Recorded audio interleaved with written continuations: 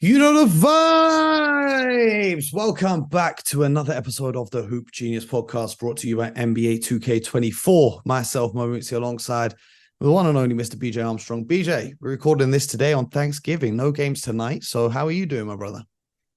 Well, it's on holiday here. And, Thanksgiving, giving thanks and doing well, Bo.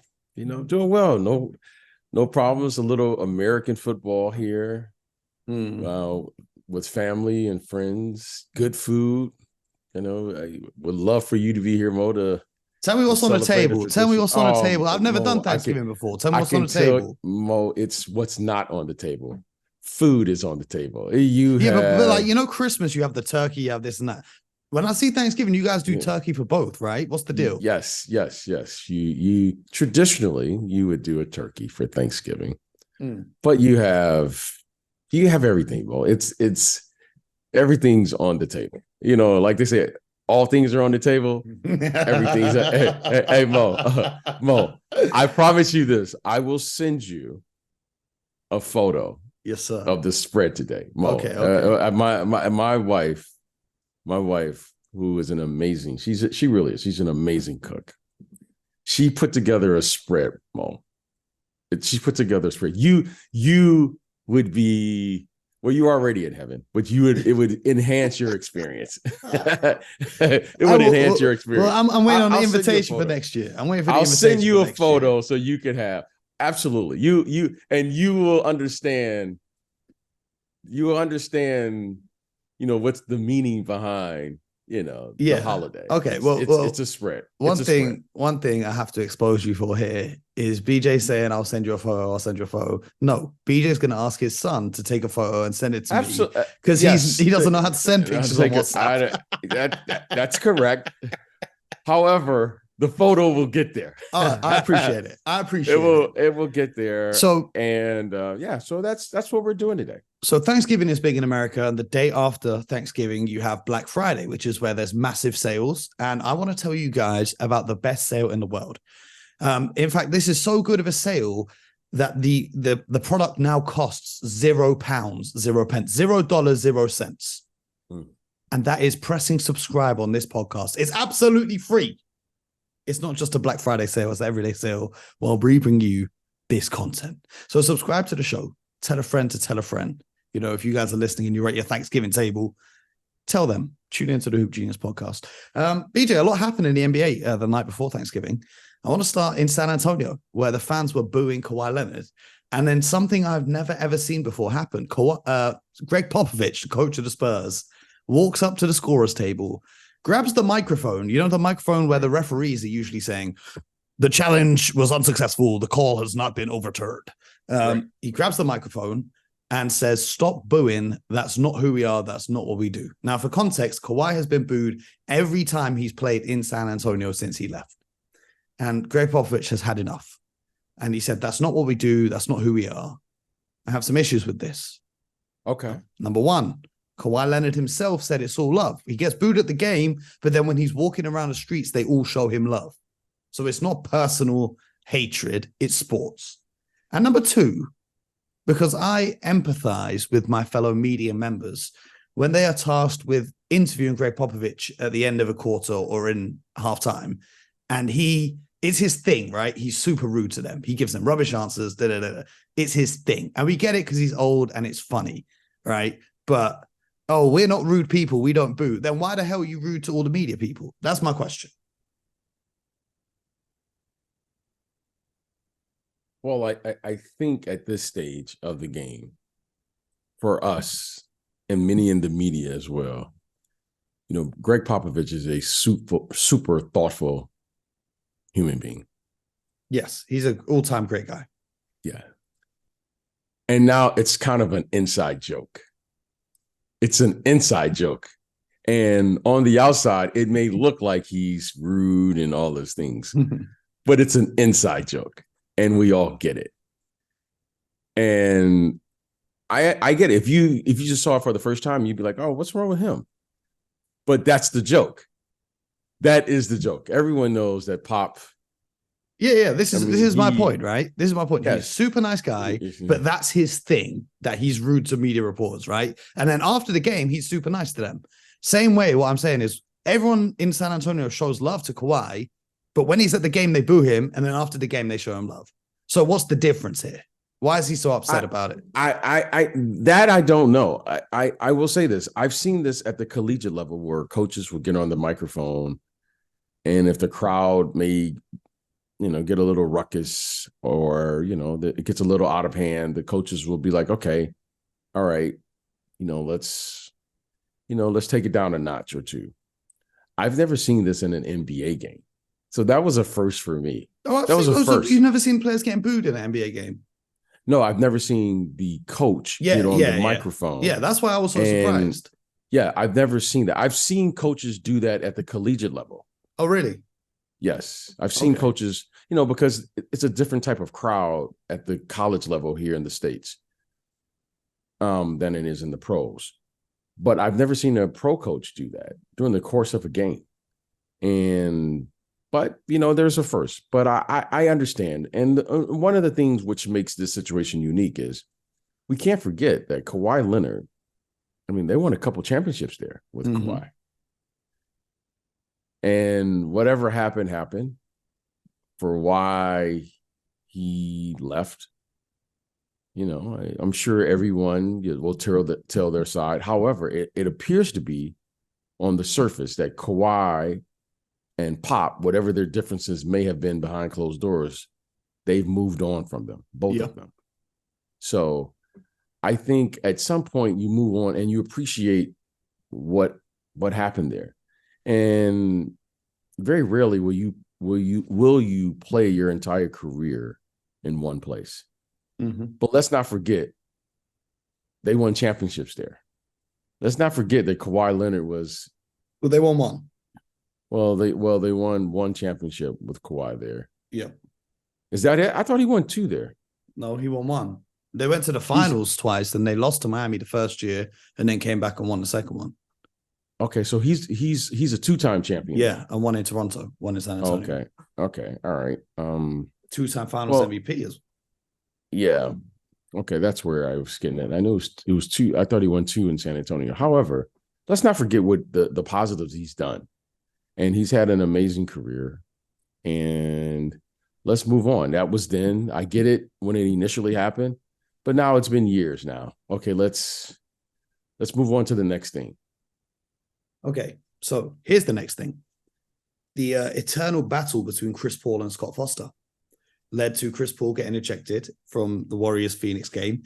And after the game, Chris Paul had an interesting quote. He said, "It's personal. The league knows. Everybody knows. There's been a meeting.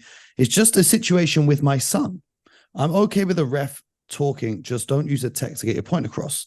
Just know I had a meeting with him, my dad, Doc Rivers, Bob Delaney, since the Clippers." So here is what I really can't get my head around.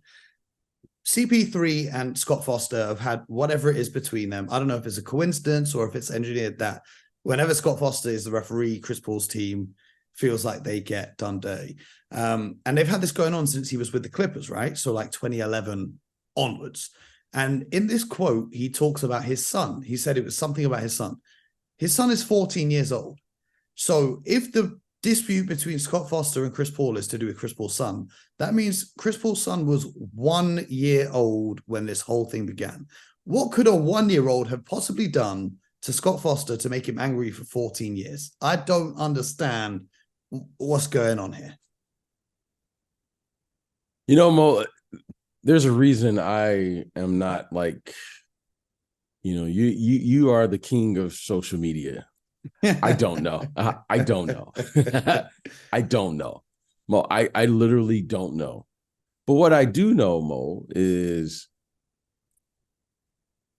it appears to be there's something going on between those two. Yeah.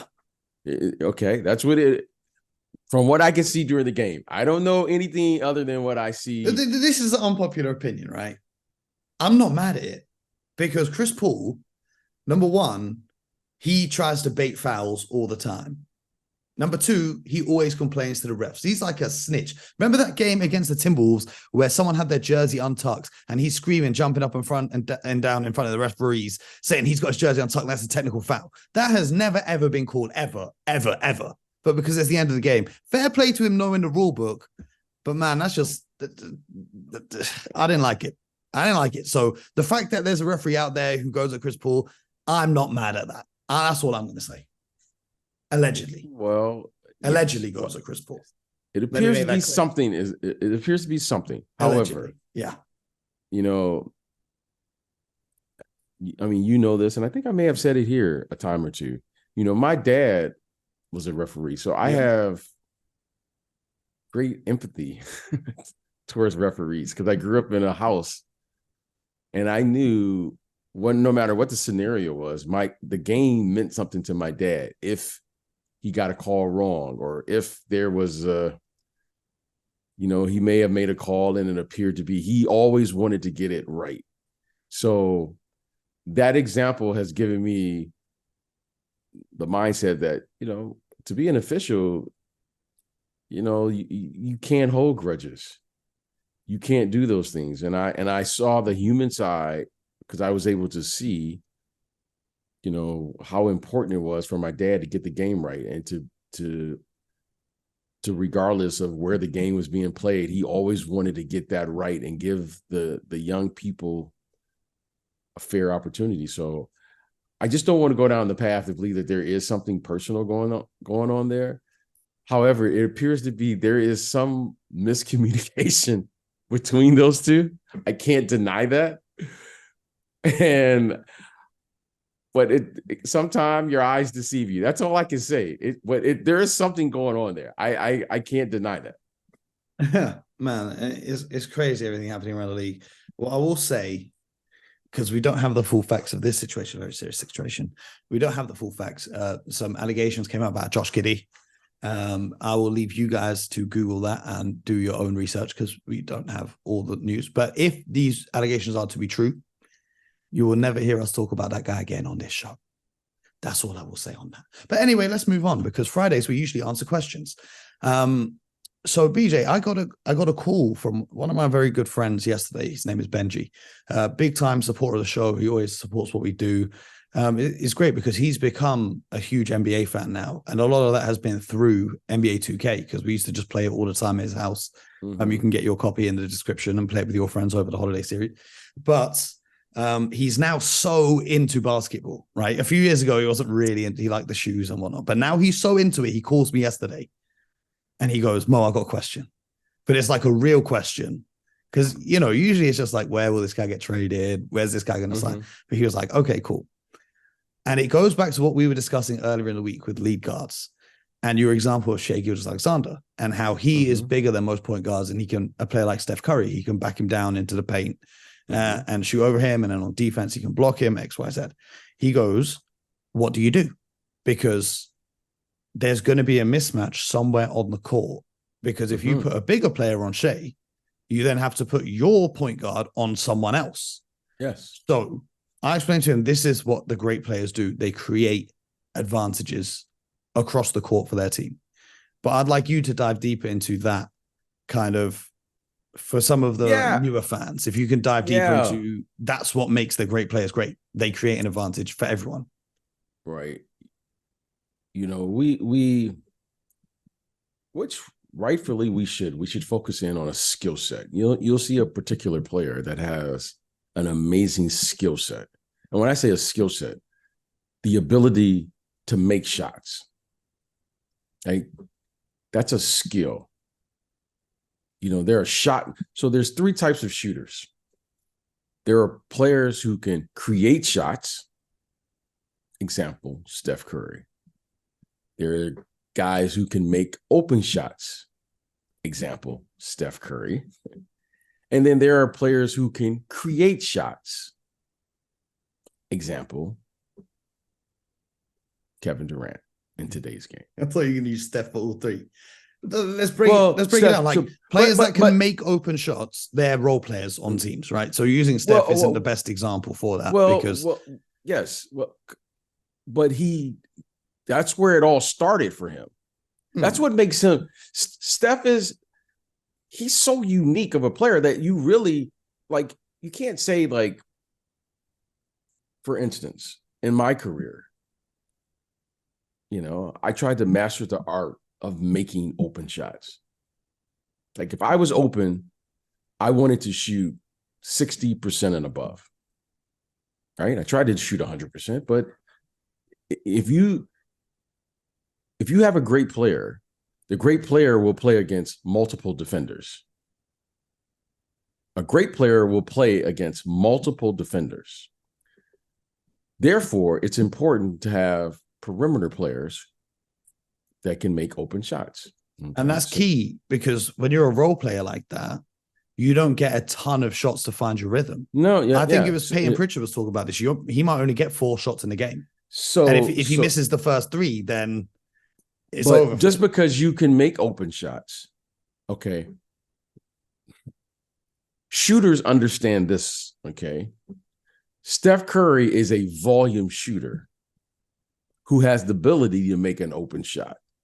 Allen Iverson, for instance, was a shot maker. He created shots. Difference. Some players are high volume shooters. And then there's some of us who are high percentage shooters. Okay, what does that mean? If I put Steph Curry, I love these teams where you put, they'll say, we'll put a team together, right? You'll have today's best players, and then you'll see a graph, and then they have old players, and who will win the game versus current days. Yeah, and then you'll say who will win. And it's not a fair comparison, because suddenly everyone's role has to change. So now this 30-point, let's just say Steph Curry, a 25 points scorer.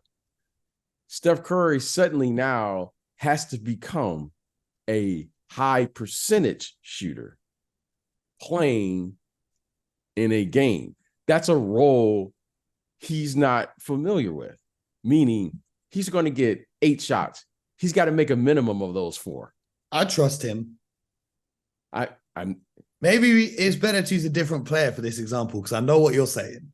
No. This my point being is, when we make these comparisons, you can't make the comparison because that's not the player. Yeah. If I ask Steph Curry, his ability and shot making ability is so incredible, you got to get him more than 8 shots. That's my point. Yes. If you just said, I'm going to allow him to be a guy who's just, we're going to wait to throw it to him in the corner when he's open because the other guys are getting double teamed. Like, what's the point of him being a great shooter? Steph Curry, he's a different player. So, however, high percentage shooters understand the importance of, being 3 for 3 for a game. That's very important. Or 4 for 4 in a game. Okay. His coach, Steve Kerr, was one of the highest percentage shooters I've ever played with. He understood the importance of what that meant to go 3 for 3 during the course of a game. Now, that's not to take away anything. It doesn't mean that if Steph Curry if Steve Kerr had an opportunity to get 20 shots, even if he could generate 20 shots, that doesn't mean that he wouldn't. However, that's an art in and of itself. There were guys who could do, like John Paxson, for instance, another guy I played with. He was a very high percentage shooter. Trent Tucker was a guy. And some guys understand that role, right? But then there are other guys who are phenomenal shooters. We just talked about him, I think, a day or two ago. Buddy Hield. Mm-hmm. Buddy Hield is a phenomenal shooter, but he's a high volume shooter. Mm-hmm. So let's get back to the original question, though, right? Okay. How do you solve this problem? If you're an opposition team and you've got to stop, the foundation of the question is when you have players that are big at their position, how do you solve this problem? And the example you used was Shai Gilgeous-Alexander. Shai, so if I remember, the original question was, when you have a great player, how do you solve playing against them? Is that the it's like saying, because Shea is going to be bigger and stronger than most of the other point guards he comes up against, if you use your 2 or your 3 to guard him and you have to stash your point guard elsewhere, that's a mismatch elsewhere as well. So how can teams play against these players that create advantages? Shea he has an advantage against the other 29 teams in the league because of his size. And once you find a player who gives you an advantage, now what you traditionally would do as an executive is you would begin to build around that advantage so that you'll force the other teams into an uncomfortable position. With Shea's size, you can see what they've done there. They're beginning to put other ball handlers around him so that when you put this bigger guard on him, the other guards have the ability to play from the low post, below the free throw line. That's a very important thing that you try to have your team, where you have multiple players who have the ability to catch the ball with a live dribble below the free throw line to take advantage of any mismatch that may occur. Because we know we're going to force you to make a decision. Shea is going to force you to make a decision on how you're going to guard him. You're going to double team him, or you're going to put a bigger player on him to take away something.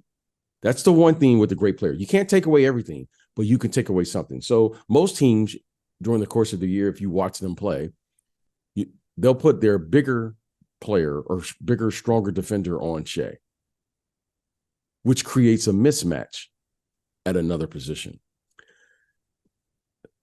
That is one of the signs of a great player. He has an advantage on the offensive end. However, defensively, because of his size, that gives them a defense, because now when they switch, it's normally size on size. Because if I'm 6'3" and I switch to a 6'6" player, that player may feel that they have, at my size, an advantage, and he may try to play with that advantage and take me to the box and post me up, which would put our defense at a disadvantage, double team, and then we're into rotation.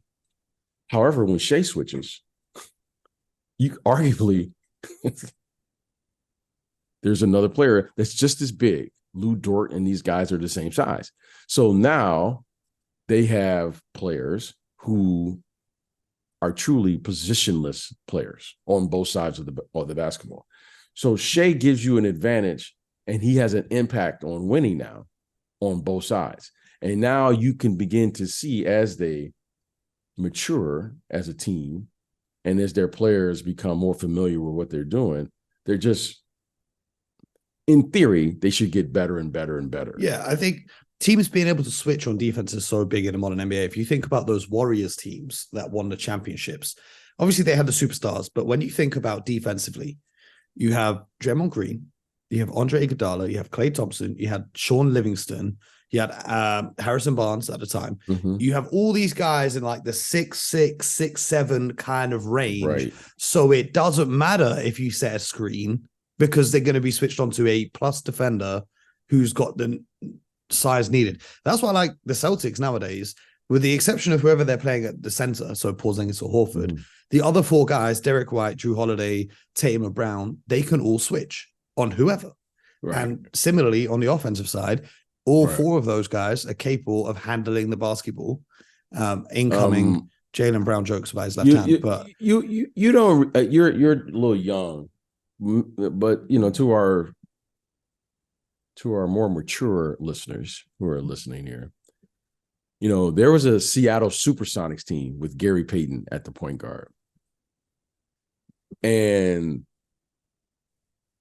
that would be an example defensively of how, if I had a player like Shea Alexander, how I would want to. The team that got to the finals in '96. Yes. I mean, but Gary was a bigger guard, and his advantage was he literally could post up any little guard because of his size. He was about 6'4", 6'5", but he was big. He had length, and defensively, they just caused havoc. They were doing the switching thing before we knew what the switching thing was, because of the size. right? I think it was him. Maybe it was Hersey Hawkins, Sean Kemp, Detlef Schrempf. I mean, and they had, Irvin Johnson. And they had all of these guys who were literally around the same size. That's not Irvin Magic Johnson, by the way. It was a different Irvin Johnson, in case anyone's confused. And they would switch and cause havoc defensively. That would be an example of how I would want to play defensively. You know, Gary was clearly a magnificent defensive player, but with Shea's size, he could create that type of havoc. They have Sam Perkins on that team too. Yes, and they just had a lot of guys who could play on the inside and on the perimeter and from the box. And that was a great team. And they went to the finals a year, but they always had a team where they were in the hunt to win a championship. Yeah. No, you just reminded me. I need to holler at GP, get him on the show. I did a little interview with him. We were in Abu Dhabi, little party on a yacht. And that's all we're going to say on that. Great times. But I got to get him on the show. Because we've spoken about it. Every time I see him, we speak about it. So I got to actually make it happen now. But yeah, no. So Benji, I hope that answers your question. I think the thing about truly great players, like for example, Jokic, there's no one you could put on him that can stop him because, you know, same with LeBron. There's no one, if you put someone bigger and stronger than LeBron, he's usually quicker than them. If you put someone who can match his speed, he's going to be bigger and stronger. Same with Jokic. You're going to put someone on him and he's just going to pass over the top. Or if it's going to be a big bulky body, he's going to get them into foul trouble. So like even Luka Doncic, the great players, this is what separates the good players from the great players. The great players create a mismatch with whoever tries to guard them. And there might be like one or two guys around the league that can actually do a good job of it. Yes, that is true. However, Mo, the great player creates an advantage for his team. You can have an advantage as a player. Okay, there are some players who may have an advantage to score individually, but they don't have an advantage for their team. Yeah. Okay, so we can the difference. Once you create an advantage for your team, it forces your team now. You know, you hear players say, "I'm going to impose my will." Once a player, like for instance, you're beginning to watch LaMelo Ball right now. Understand, he has a size advantage over most guards in the league because he's about 6'5", 6'6" himself. Yep. But what you're beginning to see him do is he's now understanding how to give his team an advantage with his individual matchup advantage.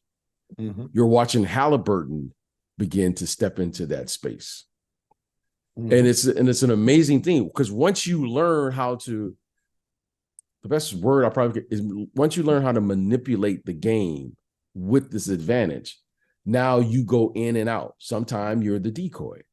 Sometimes you will, and then you begin to learn how to catch the ball in what we call an operating area, right? You learn how to get there to draw in the defense to create the offense, which is going to create the space for you later in the game where now that defender who is the help defender can't help anymore. So once you learn how to manipulate the game because of your ability, now you go into a different space, a different category. And that's the superstar. Okay. And you know, Shaq understood that, for instance. The late Kobe Bryant understood that. LeBron understands that. KD, Steph Curry understand. But it's a gradual process because you're learning how to manipulate the actual game.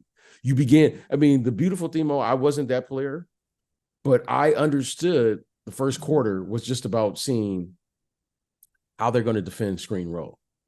Oh, that's what they're going to do. Oh, this is how they're going to, like, we would just run plays just to see what the other team is going to do so that we'll know the correct way to attack them.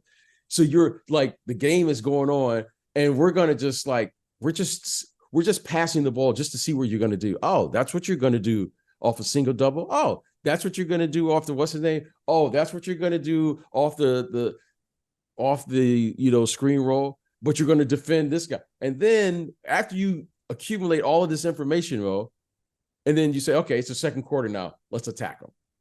Mm-hmm. So the great players, that's how they're playing the game. They're just accumulating at points of the game information.